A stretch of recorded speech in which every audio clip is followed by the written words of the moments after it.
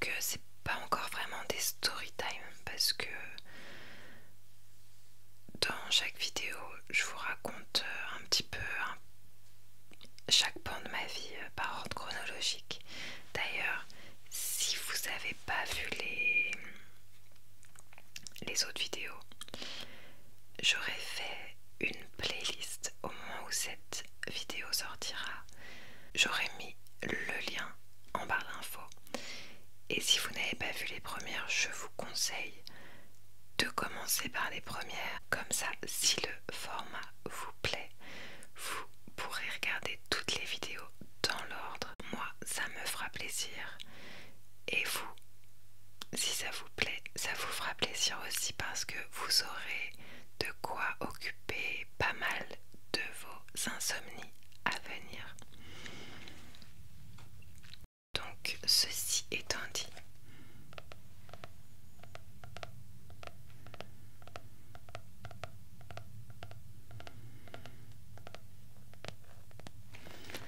nous en étions restés à la fin de mes années collège. Aujourd'hui, on va donc parler de mes années lycée, mais on va essayer de ne pas faire une vidéo qui dure 2h40 pour une fois. Moi, faut savoir que le principe de la chaîne, c'est effectivement les vidéos longues, mais je suis un tel moulin à parole que à chaque fois que je fais des vidéos qui durent 3 heures, c'est vraiment c'était pas le but initialement. C'est vraiment parce que j'ai mal calculé et aussi parce que je me perds dans des anecdotes annexes à chaque fois à n'en plus finir. Mais je vous avoue qu'après, au niveau du montage et tout, c'est quand même compliqué. Et je pense que même les plus insomniaques d'entre vous peinent à aller au bout de ces vidéos. Donc j'espère que vous ne serez pas déçus, mais je vais m'efforcer de revenir à des formats d'1 heure, 1h30 maximum. À part peut-être pour des grands tirages de tarot, mais ce sera très ponctuel. Donc cette fois-ci, je vais vraiment essayer de m'y tenir. J'ai devant moi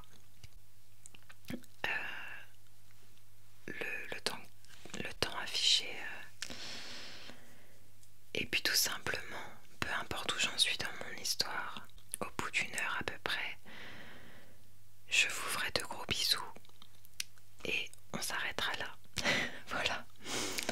Mais ce qui est sûr, c'est... Donc je sais pas exactement où est-ce que je vais m'arrêter ce soir dans mon récit, mais une chose est sûre, c'est que je vais pas pouvoir vous raconter toutes mes années lycée en une vidéo. Donc je pense qu'on est sur mes années lycée partie 1 dans tous les cas.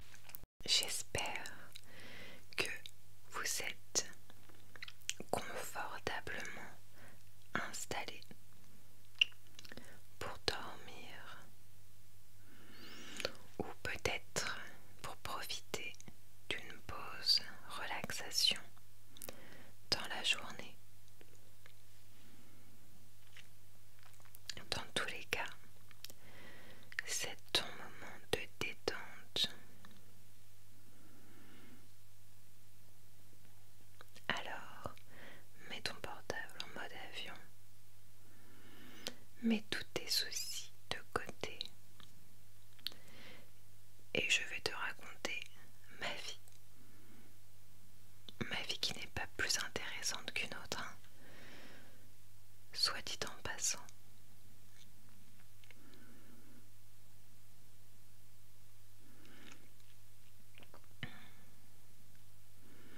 Mais c'est un sujet que je maîtrise. Alors, c'est ça que je vais te raconter ce soir.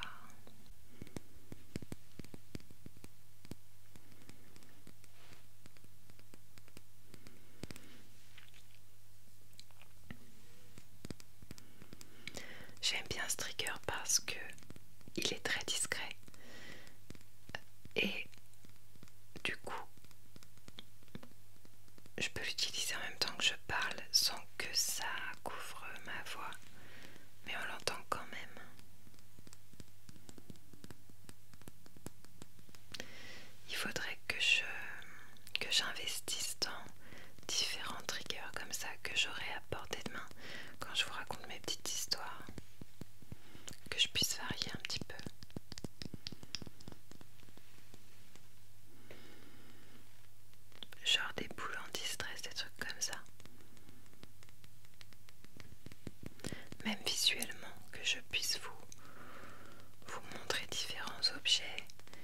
et vous hypnotiser pendant que je vous parle.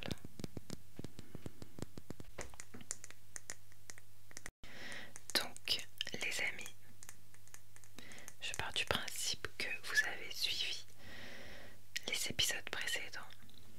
Je vais forcément m'y référer un petit peu.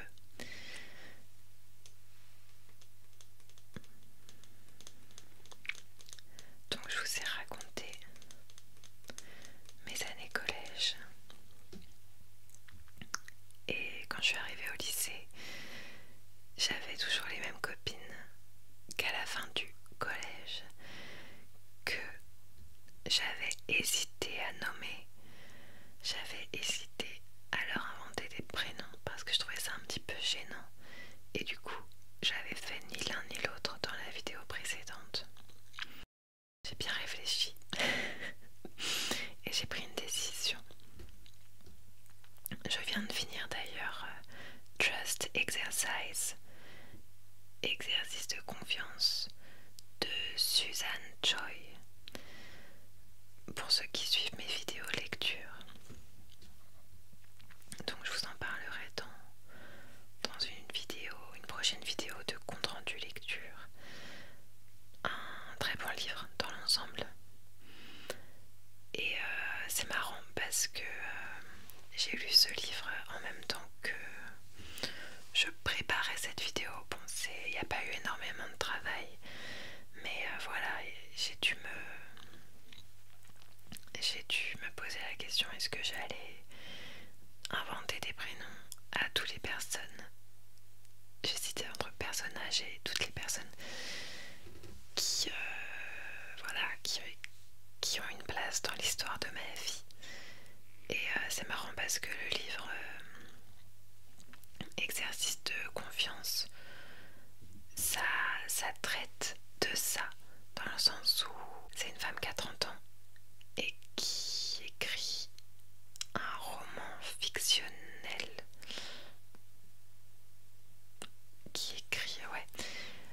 mais énormément inspiré de ses années collège-lycée.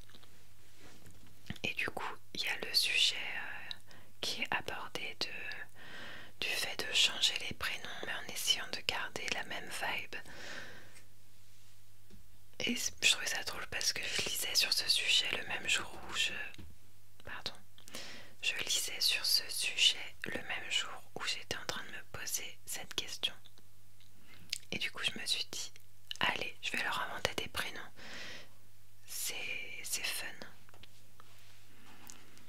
Dans tous les cas, ce qui était sûr, c'est qu'il fallait que je donne des prénoms parce que sinon, l'histoire, vous allez pas pouvoir la suivre. Et on va dire aussi qu'on va essayer de préserver l'intimité de tous ces gens qui...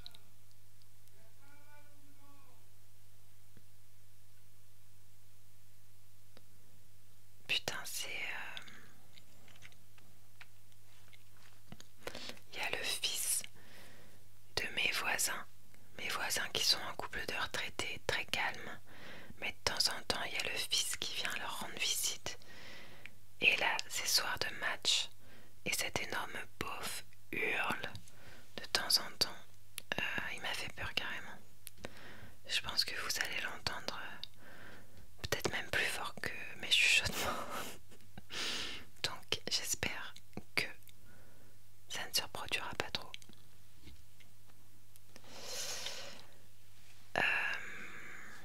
Qu'est-ce que je disais?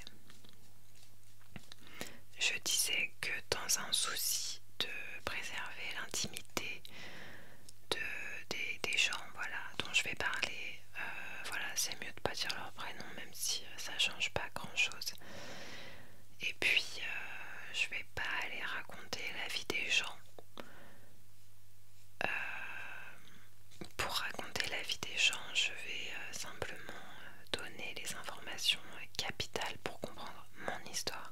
Donc je vous disais que j'avais deux meilleures amies au moment où je passe au lycée.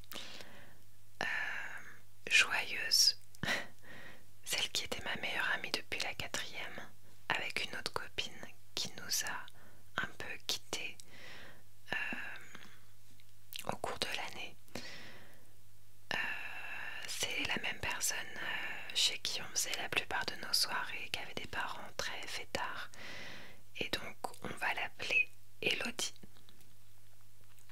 Et ma deuxième meilleure amie avec lesquelles on formait un groupe de 3, c'était la personne que j'avais rencontrée l'année d'après en 3e, qui avait redoublé, donc qui a 1 an de plus que nous, les 2 autres, qui sortait de dépression, fumait des joints, tout ça, et nous y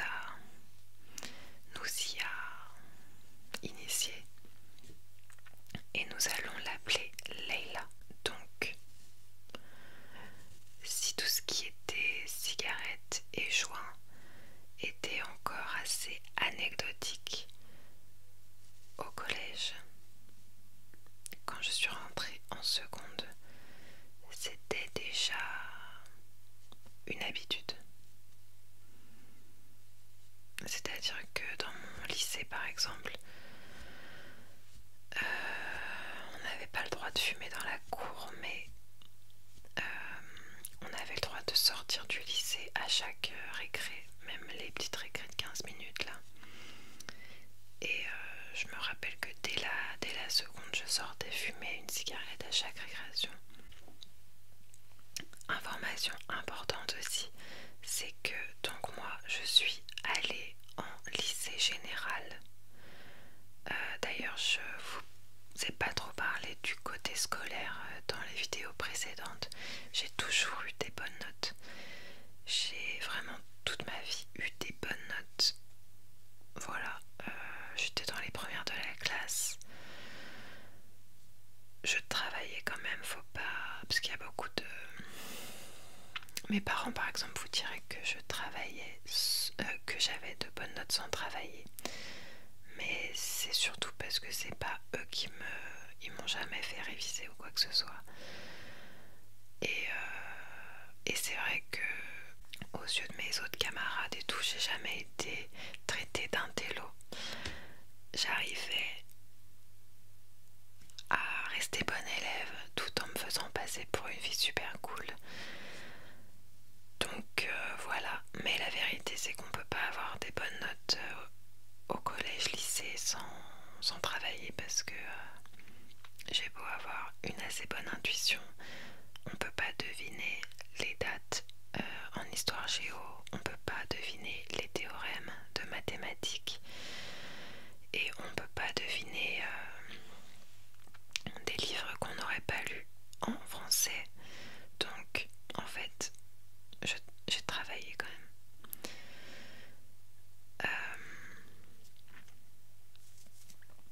Attendez, j'ai l'impression que je suis pas allée au bout de ma phrase précédente. Je vous disais mes cheveux. Je vous disais que oui, c'est parce que je vous disais que j'étais allée en lycée général et du coup après je me suis perdue dans le côté bon élève. Mais ce que je voulais vous dire à la base, c'est que mes 2 meilleures amies m'ont pas suivi en général, parce que il y en a une qui est allée en pro et Elodie, elle a redoublé sa terminale. Et l'année d'après, elle partira également en professionnel, donc toutes mes années lycée, je les passerai toujours meilleure amie avec ces filles-là, qui seront donc les personnes que je vais côtoyer en dehors des cours. Et on va dire que chaque année j'avais, enfin c'est pas on va dire, hein, c'est la vérité, chaque année quand même j'ai eu une copine de classe, une très bonne copine de classe, mais c'était pas avec ces personnes que je sortais en dehors des cours, c'est toujours resté mes copines qui étaient en pro.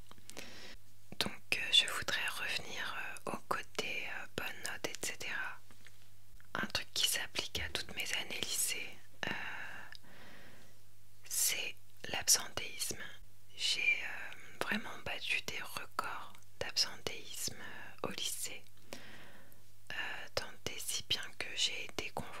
plusieurs fois dans le bureau du CBE, c'est ça, du directeur du CBE. Et on m'a menacé d'expulsion tellement j'avais d'absence.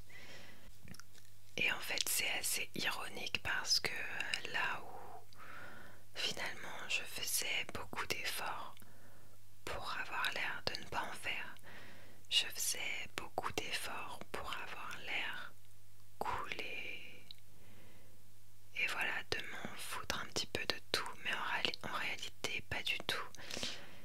Et pourquoi j'étais aussi absente alors? Il y a vraiment beaucoup de raisons. Déjà, les insomnies. Les insomnies, vous savez que j'en souffre. Et d'ailleurs, c'est ce qui m'a mené à consommer beaucoup d'ASMR et à ouvrir ma chaîne au bout d'un moment. Comme quoi on peut voir du positif partout. Donc voilà, déjà il m'arrivait de faire des insomnies et donc le matin j'allais juste pas en cours parce que j'étais pas capable. Je vous ai parlé dans d'autres vidéos de la dermatillomanie. Donc pareil, parfois j'abusais sur ma peau et le lendemain j'étais juste pas montrable, on va dire, bien que j'allais aussi énormément en cours avec des grosses croûtes sur le visage, et pas qu'en cours d'ailleurs, en soirée, parce qu'en fait j'ai passé vraiment mon adolescence à avoir des croûtes sur le visage. Bon, pour les gens qui débarquent, la dermatillomanie c'est un trouble du comportement qui consiste à toucher sa peau en fait, et notamment ses boutons, mais on se crée des problèmes là où il n'y en a pas, parce que moi si j'avais pas été atteinte de dermatillomanie, j'avais pas une peau parfaite je pense de base, mais j'avais vraiment une peau tout à fait normale pour une jeune fille de mon âge, mais voilà, étant atteinte de ce TOC, je faisais de petits boutons imperceptibles, des énormes bobos. Donc j'avais très régulièrement des croûtes sur le visage.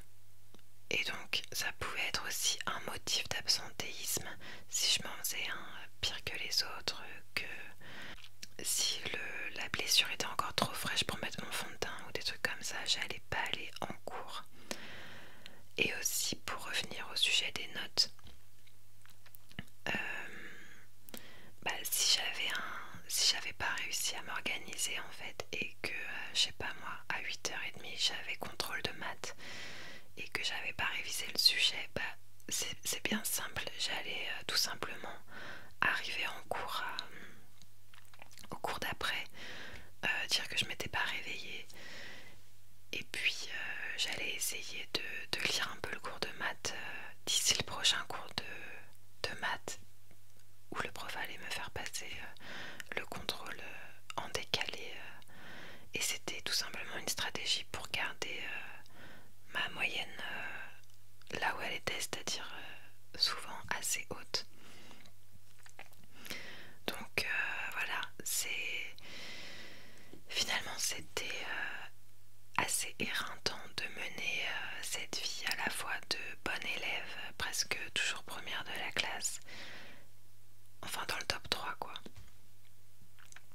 à la fois ma vie de cool girl qui boit de l'alcool, qui fume des cigarettes et des joints et qui va en soirée machin, voilà, comme je vous l'ai dit dans ma vidéo collège, le fait d'être populaire à cette époque là, c'était même si on n'en parlait pas en ces termes, mais clairement avec mes copines c'était quelque chose qui nous animait. Donc mon image sur les réseaux sociaux et tout, et bah finalement avec le recul je me dis mais waouh, c'était beaucoup de combats à mener de front. Et donc au lieu lycée, j'étais particulièrement épuisée d'ailleurs. Et vous allez peut-être me dire, mais comment est-ce que tu pouvais aller en cours quand ça te chantait? N'avais-tu pas des parents? Eh bien voilà, je vous avais dit que mes parents étaient laxistes. Et honnêtement, ils m'ont jamais empêché de louper les cours quand j'avais envie de louper les cours. En fait, déjà de base, ils m'ont jamais demandé mon emploi du temps, je pense. En tout cas, enfin, je me rappelle même pas. Je me rappelle même pas devoir mentir. Ah si, ça m'est peut-être déjà arrivé d'écrire un mot. Ouais, si, peut-être quand même quand ceux de mes parents connaissaient mon emploi du temps. Ça a dû m'arriver de mettre des mots sur ma chambre avec écrit "Mon prof est pas là, me réveillez pas". Ouais. Ou tout simplement j'ai pas dormi de la nuit, laissez-moi dormir. En tout cas, mes parents m'ont jamais forcé à aller en cours. Et puis, vu que quand même il y avait une politique très stricte sur les absences, par contre, j'étais dans l'obligation de présenter un mot de mes parents pour chaque absence. Et il y en avait plusieurs par semaine. Et là encore, je laisserai à chacun le soin de décider si vous trouvez mes parents gentils ou laxistes. Mais en fait, ce que je faisais, enfin, mes parents n'avaient pas envie que je me fasse virer du lycée, bien sûr. Et donc, je faisais des listes à mon père. Vraiment, je lui faisais sur des petits papiers régulièrement des listes avec toutes les dates et les horaires d'absence. Et lui, il me faisait des petits mots à la chaîne. Et après, j'arrivais au bureau du CPE avec mes 10 mots d'absence. Et bah, en soi, on était du coup dans les clous. Donc, c'était bon. Et donc, au final, j'ai pu finir ma scolarité dans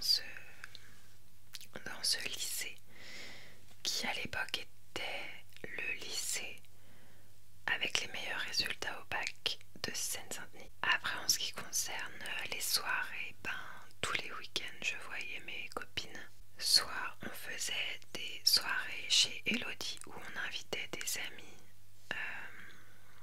soit on se voyait qu'à deux ou qu'à trois, mais dans tous les cas, il était toujours question d'au moins fumer des joints, boire de l'alcool, au moins l'un ou l'autre. En été, on aimait bien boire dans la rue. On aimait bien acheter du rosé à 2,50 € chez l'épicier et tout simplement boire le long du tramway parce que c'est ce qui ressemble le plus à une balade. Il y a un chemin de gravier, voilà, qui suit le tramway et on allait comme ça de la ville de l'une à la ville de l'autre par des nuits caniculaires. J'ai des assez bons souvenirs de ça. Voilà, je fais pas l'apologie de l'alcool, hein, encore une fois pour les gens qui débarqueraient, mais voilà, j'ai commencé à en parler dans la vidéo précédente. Bien sûr, c'est pas recommandable et j'ai vraiment commencé très tôt. Donc là, j'insiste pas plus que ça là-dessus parce que ça va être lourd. Mais donc en second, on est sur la continuité de tout ça, bien sûr. Et je dois avouer que à l'époque, c'est quand même des bons moments qu'on passe sur le coup. Voilà. À part quelques lendemains difficiles et notamment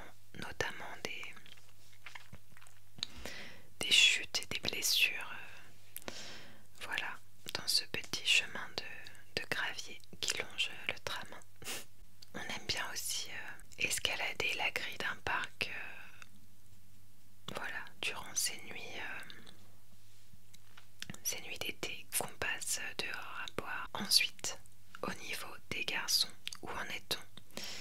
Eh bien, je vous ai raconté l'histoire d'Eric, histoire dans laquelle il ne se passe pas grand-chose, mais de toute façon vous finirez par comprendre qu'il ne s'est jamais passé grand-chose dans aucune de mes histoires d'amour, si j'ose les appeler ainsi.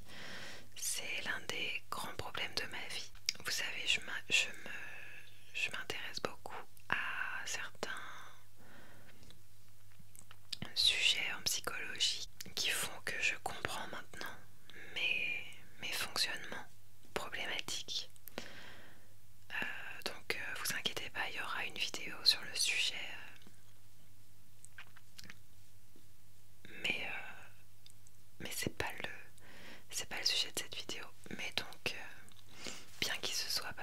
grand chose avec ce pauvre Eric. Moi, il a occupé mes pensées pendant plusieurs années finalement, j'ai l'impression, parce que ça s'est bel et bien... Oui voilà, ça a commencé en troisième. Et donc en fait, c'est pour ça que j'ai commencé à vous raconter l'histoire et je crois que j'ai pas trop précisé la chronologie du truc. Mais ça a duré longtemps, entre le moment où je l'ai rencontré et le moment où c'était mort, parce que du temps avait passé et puis il s'est remis en couple. Et donc cette fin d'histoire, j'étais en seconde à ce moment-là, donc moi début du lycée je pense encore à lui, même s'il se passe plus rien. Et ouais, je me rappelle en seconde que c'est à ce moment-là que ça s'est terminé dans ma tête, puisque ça n'avait jamais commencé en fait, hein. Voilà. Et donc si je reparle de ça, voilà, c'est pour faire une chronologie. Parce qu'en première, par contre, j'ai eu deux petits copains, les amis. La première, ça a été l'année la plus remplie de ma vie en termes de vie sentimentale, en termes d'officialisation.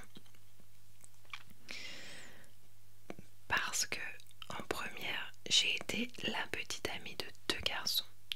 Chose qui ne s'est jamais reproduite. Jamais. Voilà. Je voulais pas le dire parce que je voulais pas que le dernier sache qu'il était le dernier. Mais tant pis si un jour il l'apprend, ça m'est égal. Ça m'est vraiment égal. Parce que il y a effectivement des gros blocages. Il y a des problèmes à surmonter. Mais la vie de ce dernier garçon n'est pas ce qui nous importe. N'est-ce pas? Et puis voilà, moi j'ai envie de partager avec vous rien que la vérité, parce que je trouve que il n'y a pas à avoir honte de ce genre de choses, et plus on en parlera ouvertement, plus peut-être on s'aidera les uns les autres à débloquer tout ça. Donc en première, j'ai eu deux petits copains, les deux seuls de toute ma vie. Jamais après ça j'ai officialisé avec un homme. Voilà. Alors à l'époque, j'ai déjà l'impression d'être un petit peu en retard en n'ayant jamais eu de petite amie en première. Alors que bien sûr avec le recul je me dis, mais oui ma petite, tout va bien, tu es dans les clous. Et les amis, il n'y a pas de clous d'ailleurs, c'est surtout ça, il n'y a pas de clous. Mais voilà, moi j'arrive en première. Bon, c'est vrai aussi que quand on vieillit on oublie, mais en réalité quand on est au collège et tous les gens se mettent en couple autour de nous, même si c'est juste pour se tenir la main et se faire un smack, on se sent un petit peu en retard. Donc ce qui s'est passé pour le premier, nous allons l'appeler Charles-Édouard. Son prénom ne ressemble pas à ça, mais il avait un nom de famille à particules, donc Charles-Édouard. En fait, ce qui s'est passé, c'est que ma meilleure amie Elodie, on a rencontré des gens. D'ailleurs, j'aurais du mal à resituer la soirée en question. Mais voilà, nous on faisait des soirées et on rencontrait des jeunes des villes frontalières avec les nôtres.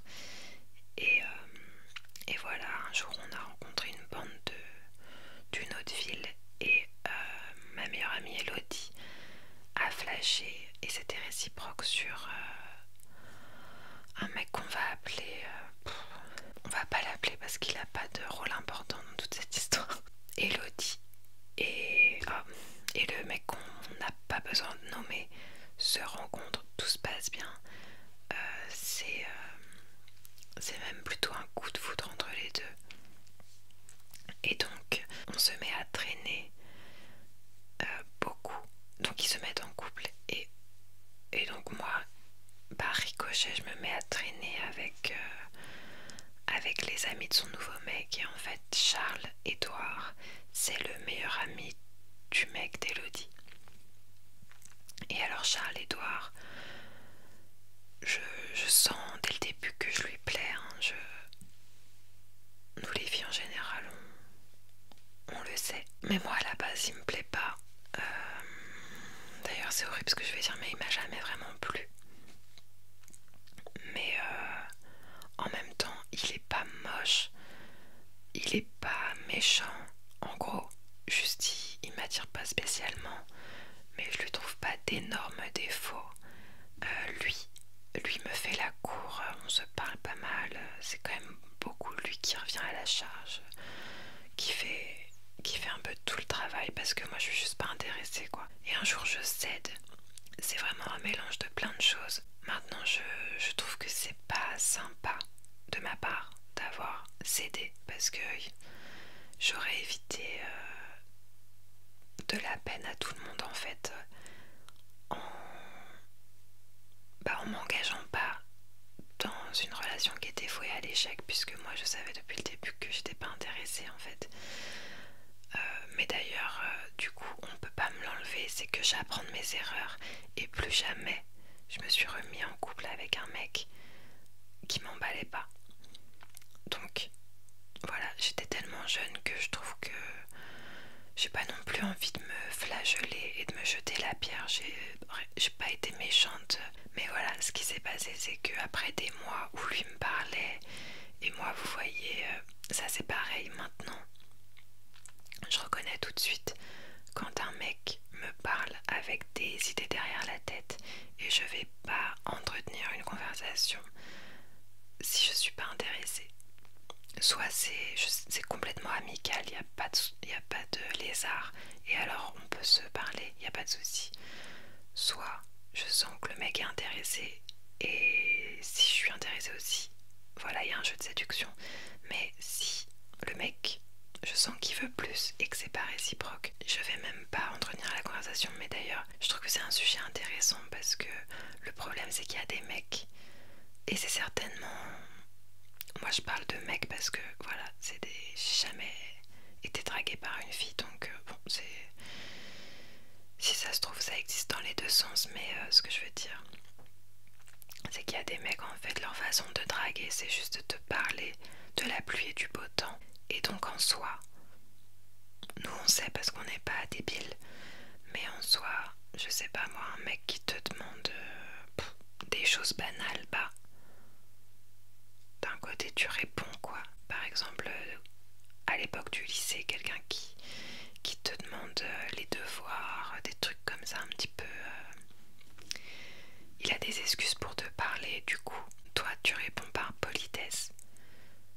Alors est-ce que, mais bon, quand ça devient trop récurrent, voilà, tu te doutes, du coup est-ce que le fait de répondre, on doit se sentir coupable d'entretenir un espoir, mais en même temps si la personne en face elle dit rien de concret qui montre que c'est du flirt, bah on n'a rien à se reprocher de continuer à répondre. Voilà, dites-moi ce que vous en pensez. Mais moi maintenant j'entretiens plus aucun malentendu. D'ailleurs récemment il m'est arrivé un truc comme ça où j'ai rencontré un mec, on suivait une formation en commun en fait, et on n'était que 3 jeunes et les autres étaient beaucoup plus vieux, donc naturellement on a traîné entre les 3 jeunes et voilà, pour moi je m'étais fait un pote, enfin bon, quand même j'ai vite eu l'intuition que je lui plaisais. Et la formation c'était une formation courte hein, donc après on a continué à parler et tout. La formation était finie, donc voilà, vu que j'ai quand même une certaine expérience maintenant des relations sociales, en général un garçon ne parle pas à une fille pour se faire une nouvelle amie, donc j'avais bien compris qu'il était intéressé, mais en fait j'étais gênée parce que il ne disait rien. Il m'a même pas fait un compliment, t'es belle ou un truc comme ça, qui aurait pu me permettre de répondre ah mince, on n'est pas pas sur la même longueur d'onde, mais tellement j'avais pas envie de lui faire perdre son temps et ni moi le mien, parce que moi en fait j'aurais bien construit une amitié avec cette personne éventuellement. Moi je lui parlais parce qu'on avait quand même une bonne entente. En plus c'était un musicien aussi, on aurait pu s'entraider, enfin voilà, moi j'aurais pu m'en faire un ami, mais mon intuition me disait que lui, il était pas là pour ça. Et j'aurais pu faire l'imbécile en fait, et tant qu'il se déclarait pas, me le garder en ami. Mais j'ai pris le risque qu'il me fasse passer pour une folle. J'ai même pas attendu en fait qu'il me déclare sa flamme. Et un jour, je lui ai dit faut qu'on parle. J'ai l'intuition que je te plais et que tu attends plus. Et ce n'est pas réciproque. Donc c'était une discussion vraiment difficile à avoir. Et il aurait pu se vexer et nier. Mais bon, il s'est vexé un petit peu, mais il a pas nié. Et du coup, notre amitié s'est finie là. Ouais, lui, il était déçu parce que pour lui, on avait bu des verres ensemble. On avait mangé ensemble, mais... Et donc pour lui, c'était du dating. Et pour moi, non. Pour ma défense, en plus, les fois où on s'était vus, on se voyait à trois. Et puis notre troisième pote s'était barré avant parce qu'il avait d'autres trucs de prévu. Donc en plus, c'est même pas comme si on s'était donné rendez-vous qu'à deux. Enfin, je crois que c'est arrivé quand même. Enfin bref, vous voyez, je trouve ça compliqué. À la fois, lui, on peut pas lui en vouloir de cette fait des films entre guillemets. Mais moi, on peut pas me reprocher d'avoir été malhonnête parce que c'est pas interdit non plus dans la vie de se faire des amis. Et vous voyez, je suis assez fière de... Je trouve que j'ai été assez mature. Ça m'a évité, moi, de perdre du temps en m'investissant dans une relation d'amitié. Puisque, en fait, dès que le mec allait voir qu'il pouvait pas me pécho, il allait me dire bye bye. Et c'est quand même vexant d'une certaine façon parce que ça veut dire que je suis pas assez intéressante en fait pour valoir le coup de passer du temps avec moi si c'est pas pour me mettre dans ton lit. Bref, donc moi comme ça j'ai pas investi du temps dans une amitié qui en fait n'existait pas dès le départ. Et lui il a pas perdu de temps à se faire des films sur un couple qui n'aurait jamais existé non plus. Mais faut vraiment avoir confiance en soi. Quand je dis confiance en soi, c'est pas que j'étais sûre à 100% qu'il était forcément amoureux de moi. C'est pas ça. C'est que j'étais prête à prendre le risque qu'ils me disent mais n'importe quoi, MDR, on est juste poteau. Voilà, j'étais prête à prendre ce risque-là. Pour moi, le plus important c'était de jouer carte sur table parce que la situation n'allait en devenir que plus compliquée. Mais voilà. Donc si je peux donner des petits conseils ici et là, même si ma vie sentimentale n'est pas des plus enviables, d'un autre côté, je préfère rester célibataire que de me mettre dans des bourbiers et de sortir avec des mecs sur un malentendu en me forçant. Et c'est un petit peu ce qui s'est passé avec, comment on l'a appelé, Charles-Édouard. Il a été très sympa avec moi, très correct. C'est juste qu'il n'y avait pas cette étincelle qui est assez rare. Et là, il n'y était pas, comme avec la plupart des hommes que je rencontre finalement. Et sauf que là, j'ai cédé à ses avances alors que j'aurais dû être plus honnête avec moi-même et avec lui en ne cédant pas. Alors qu'est-ce qui a fait que j'ai cédé? Déjà, il y avait un petit peu la pression sociale, comme je vous disais. Je me sentais déjà un peu en retard. Et socialement, j'étais pas contre le fait de me mettre en couple. Voilà, en plus c'est l'époque Facebook où on met son statut et tous les gens qui te connaissent de près ou de loin like et tout. C'est vraiment bizarre cette époque. Voilà, il y avait ce côté-là où je voulais être en couple pour faire comme les autres. Et aussi le côté un peu inévitable du truc, dans le sens où on était tout le temps, du coup, ma bande de copines et cette bande de garçons là, en train de traîner tous ensemble. Et Charles-Édouard, il était insistant en fait, je sais pas comment dire. Il était insistant, c'était pas du harcèlement.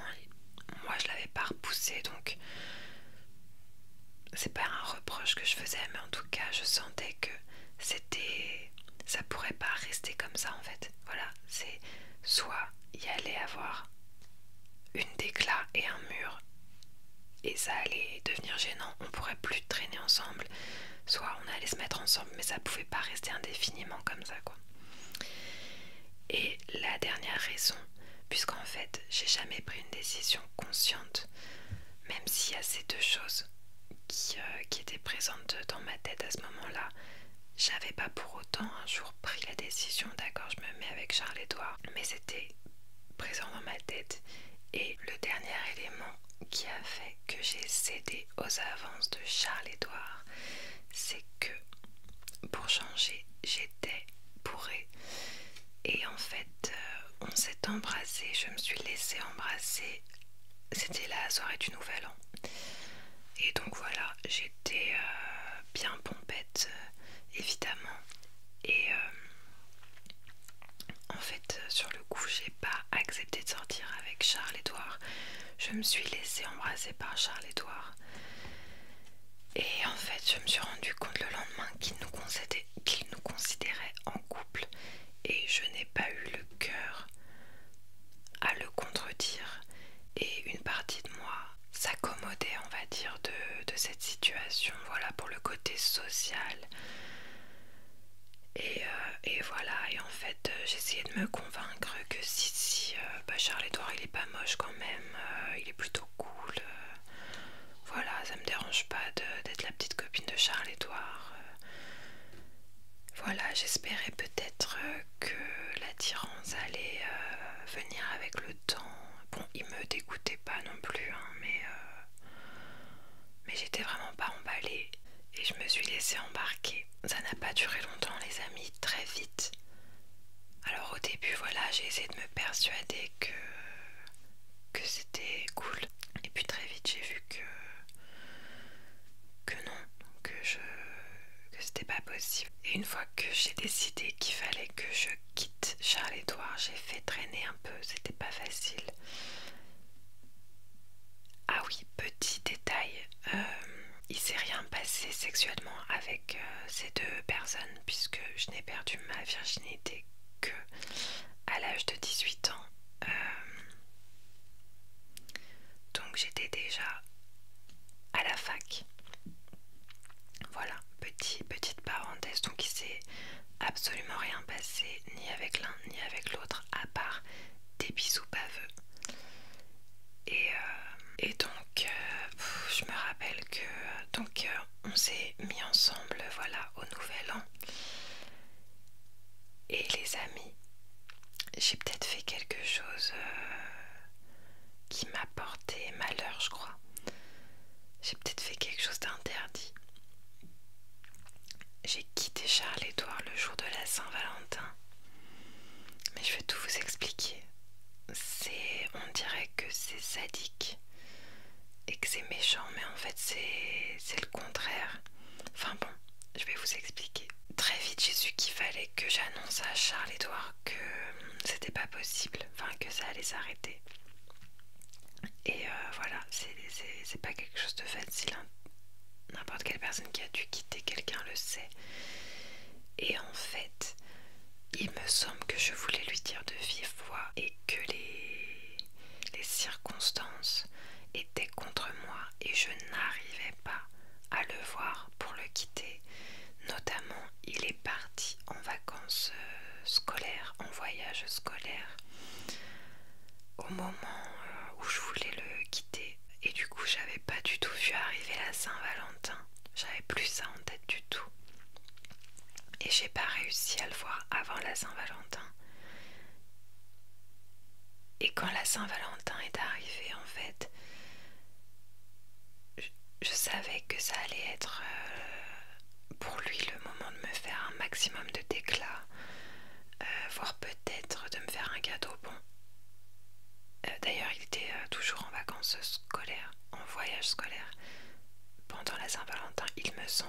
souvenirs sont exacts, ça fait quand même longtemps. Mais pour moi c'est ça, c'est que j'avais pas... Je voulais le quitter, puis après il est parti en voyage scolaire. Je me suis dit, oh allez, on va pas faire ça par téléphone, donc j'attends qu'il rentre. Et en fait la Saint-Valentin tombe, il est en voyage scolaire. Et là je réalise que je vais devoir... que si je le quitte pas, lui il va me faire des déclats et tout. Et que moi je vais devoir y répondre. Donc je vais devoir être hyper fausse en fait. Et raviver, enfin remettre une couche d'espoir et de mensonges juste avant de le quitter. Donc en fait c'est pour éviter ça que j'ai été obligée. Après j'aurais dû prévoir, mais je vous jure que comme quoi j'étais pas amoureuse, parce que si j'avais été amoureuse la Saint-Valentin, je pense que j'y aurais plus pensé. Et là en fait j'avais complètement oublié l'existence de la Saint-Valentin jusqu'au jour de la Saint-Valentin quoi. Et donc je sais plus, il a dû m'envoyer un message ce jour-là. En tout cas moi je lui ai envoyé un long message ce jour-là. Voilà, du coup j'ai dit la vérité, hein. Je lui ai dit désolée de faire ça aujourd'hui, mais justement je peux pas continuer à te mentir machin, je le sens pas, nanana. J'ai écrit un long message et puis j'ai éteint mon portable parce que de cringe. Après je l'ai rallumé, hein. Je lui ai répondu, y a pas de souci et tout. Bah écoutez, lui, je pense que je lui ai brisé le cœur parce qu'il était vraiment épris de moi depuis longtemps. Et puis j'avais dû être une assez bonne actrice pendant le peu de temps qu'a duré notre relation. Donc j'en suis pas fière. Mais encore une fois, j'ai pas non plus d'énormes regrets. Enfin, voilà, on était tellement jeunes que j'ai envie de dire, c'est quand même en faisant des erreurs qu'on apprend. Et j'ai pas été méchante pour être méchante, donc voilà quoi, c'est des choses qui arrivent malheureusement. Il s'en est remis très vite, je n'en doute pas. Et voilà, j'espère qu'il est très heureux aujourd'hui. Et la même année, du coup, mon deuxième petit ami, une histoire qui a rien à voir. C'est pas du tout le même scénario. C'est peut-être le karma qui est venu en boomerang me rendre ce que j'avais fait directement. Puisque donc celui-là, nous allons l'appeler Valentin. Donc Valentin, c'était encore un garçon d'une autre ville. Vous remarquerez que dans mon profil évitant, je choisis toujours des garçons qui sont pas dans mon établissement. Ça permet de mettre un peu de distance. On va quand même pas se mettre à avoir tous les jours son mec. Faut pas déconner. Donc le petit Valentin. D'ailleurs, c'est pas très important comme détail, mais Charles-Édouard il avait 1 an de plus que moi. Et Valentin c'est pareil, 1 an ou 2. Il avait redoublé, mais je sais plus combien de fois. Mais dans tous les cas, on n'était pas dans le même établissement. Alors, Valentin, c'était un garçon que je trouvais très séduisant, très beau, qui était assez populaire. Bon, à mes yeux en tout cas. Enfin, je pense qu'il l'était, hein, il l'était. Je trouve ça tellement gênant maintenant d'utiliser ça comme un critère de sélection, mais bon, on était au lycée, hein, c'est comme ça. Et voilà, je sais plus. Alors, ça n'a pas été un coup de foudre pour le coup. J'ai eu des coups de foudre dans ma vie, mais j'ai jamais eu le plaisir de conclure avec mes coups de foudre. Mais Valentin, quand même. Du coup, comme ça n'a pas été un coup de foudre, je me rappelle pas du jour où je l'ai rencontré, mais très vite, je l'ai toujours trouvé séduisant. Et en fait, c'est peut-être la première fois de ma vie où ça s'est passé normalement, dans le sens où, dans toutes mes histoires, soit je tombais amoureuse de garçons à qui je parlais même pas, soit au contraire, c'était des amis proches, mais je leur disais pas qui me plaisaient. Du coup, il n'y avait jamais le truc normal de on se rencontre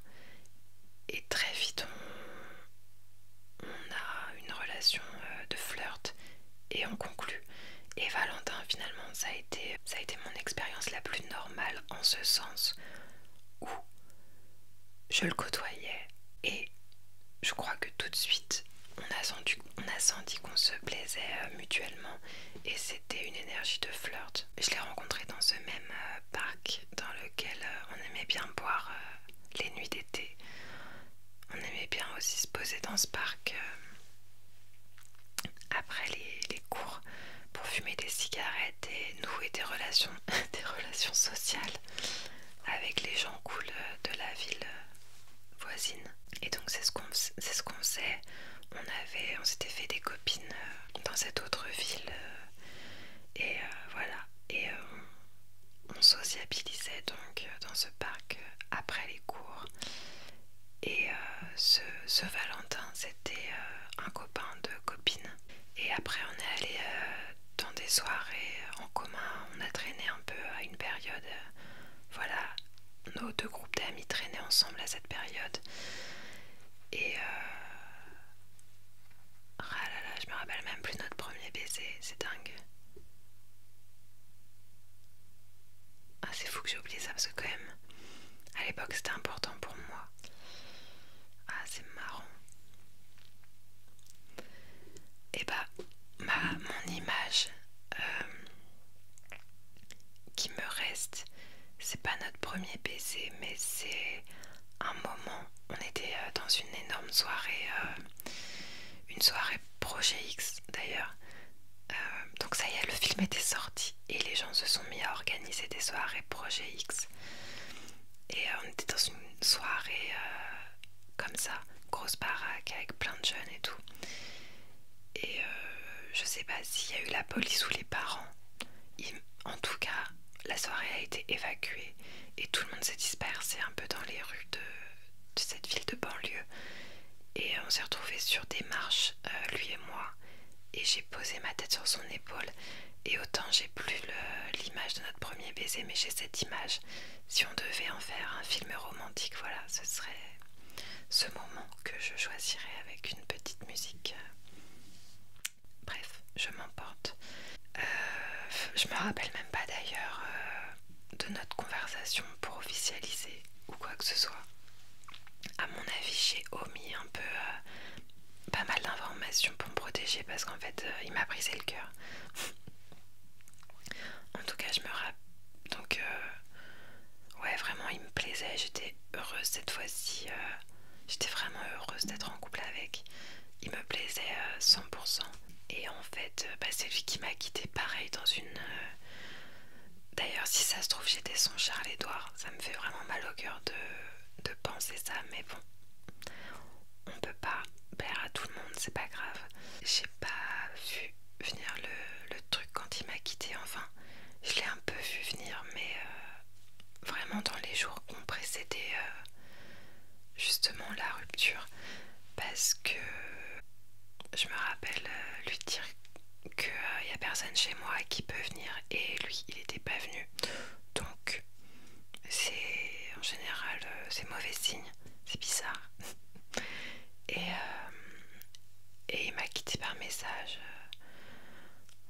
Un long message où il s'excuse, hein, donc vraiment les rôles se sont échangés. Et oh là là, je me rappelle, j'ai très peu d'images de cette relation. Je crois que j'ai deux images. J'ai l'image de la tête sur l'épaule et j'ai l'image de quand je reçois le SMS de rupture. Je me rappelle que j'étais assise à mon bureau dans ma chambre de l'époque et tout. Je me rappelle vraiment bien. Et là j'ai... Ah ouais, mon cœur s'est arrêté. Et je me rappelle de ma réponse. Ma réponse pleine de fierté, sans rancune. Lui m'avait envoyé un pavé.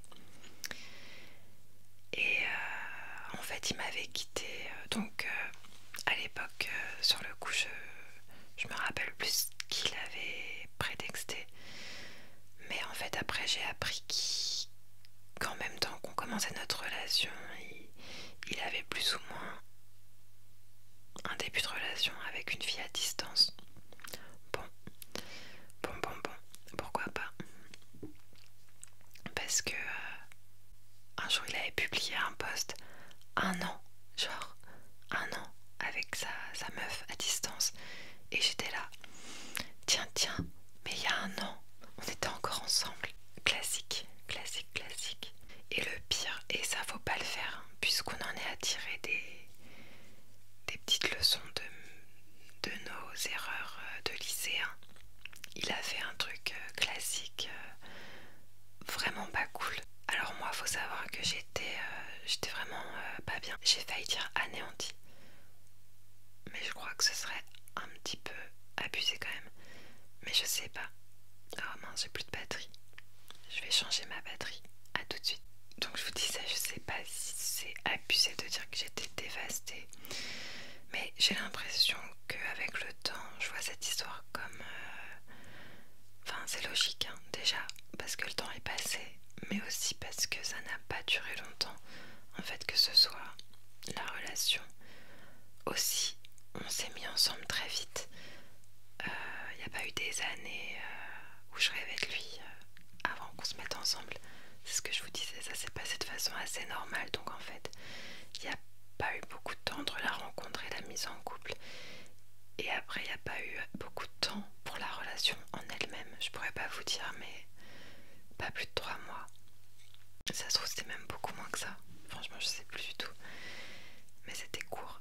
Et après, sur le coup, j'étais effectivement dévastée. Parce que moi j'étais à fond. J'étais à fond. Donc, forcément, j'étais dévastée.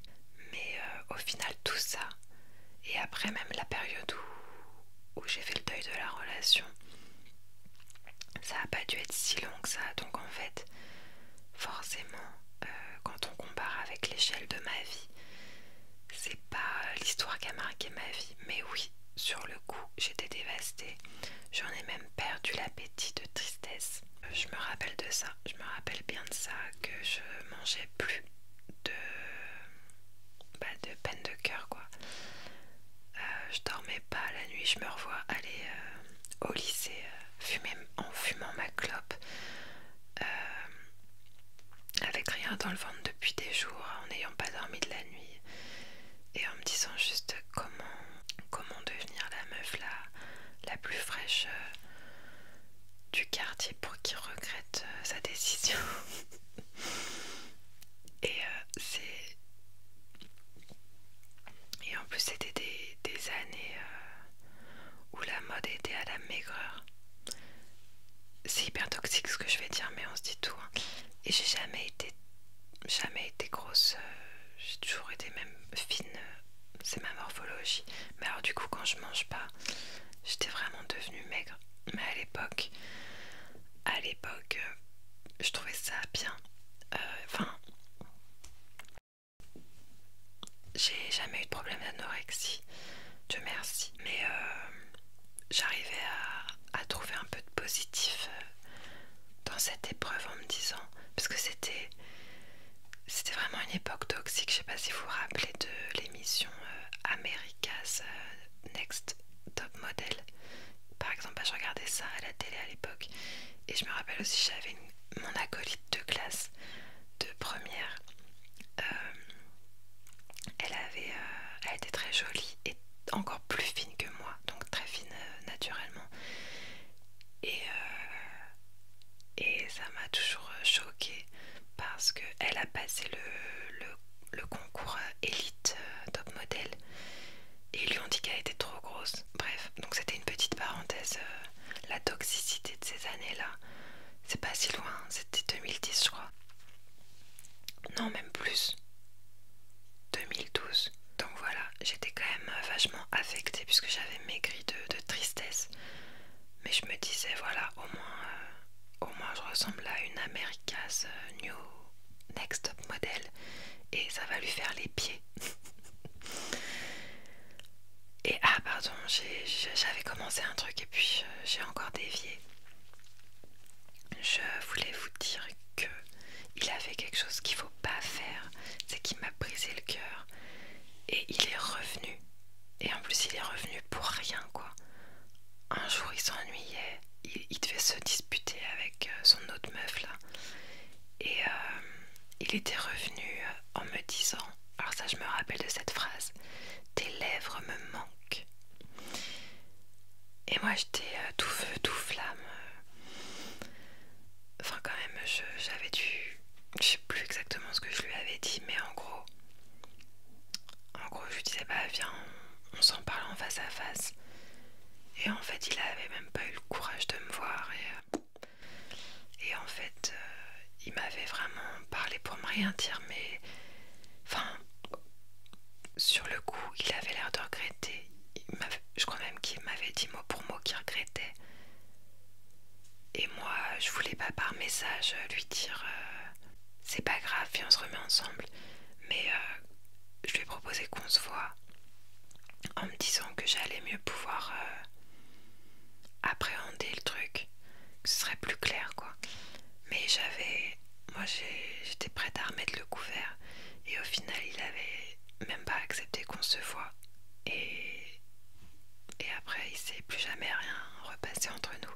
Donc il est vraiment revenu remuer le couteau dans la plaie au moment où commençait peut-être à peine à se refermer, histoire que je me repose des questions pendant 2 semaines et que je reparte à zéro dans mon deuil.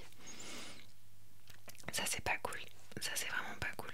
Une fois qu'on a quitté quelqu'un, on revient pas sur sa décision, à part si on est sûr à 100% qu'on a fait une erreur. Voilà, voilà, voilà. J'espère que vous aurez apprécié mes petites histoires de lycéenne. Donc là on est en première. Donc ça me semble être un bon moment pour clôturer cette partie 1 de mes années lycée. Je vais rester quelques instants avec vous pour que vous puissiez vous endormir. Tamisons cette lumière.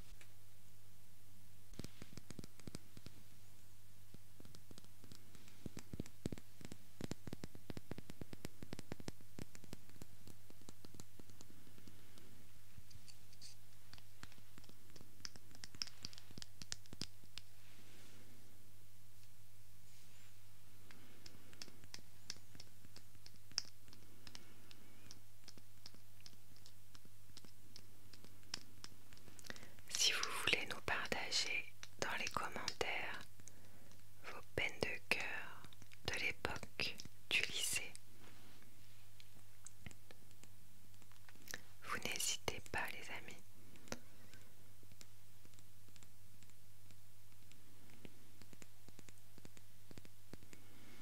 Je vous lirai avec grand plaisir vos peines de cœur ou les cœurs que vous avez brisés. C'est selon.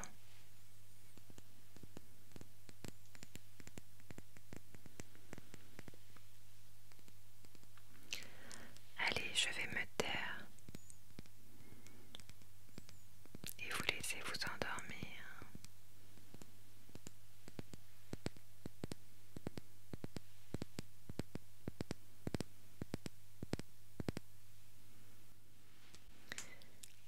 It's time to sleep.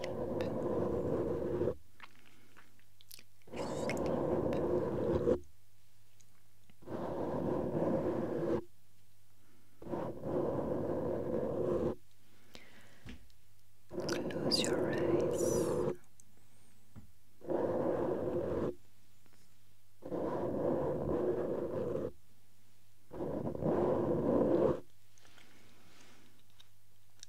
J'ai oublié de vous donner une information que je trouve rigolote. C'est tellement cliché. C'est que le Valentin, il conduisait une Mercedes. Mais je vous jure que c'est pas pour ça que je voulais sortir avec lui. Mais là on est vraiment dans le cliché du mec populaire dans la série américaine.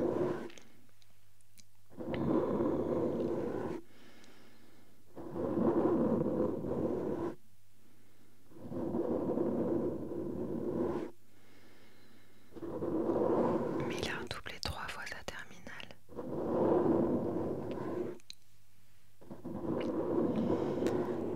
Mais il n'y a plus de rancœur. On lui souhaite à lui aussi la plus belle vie possible.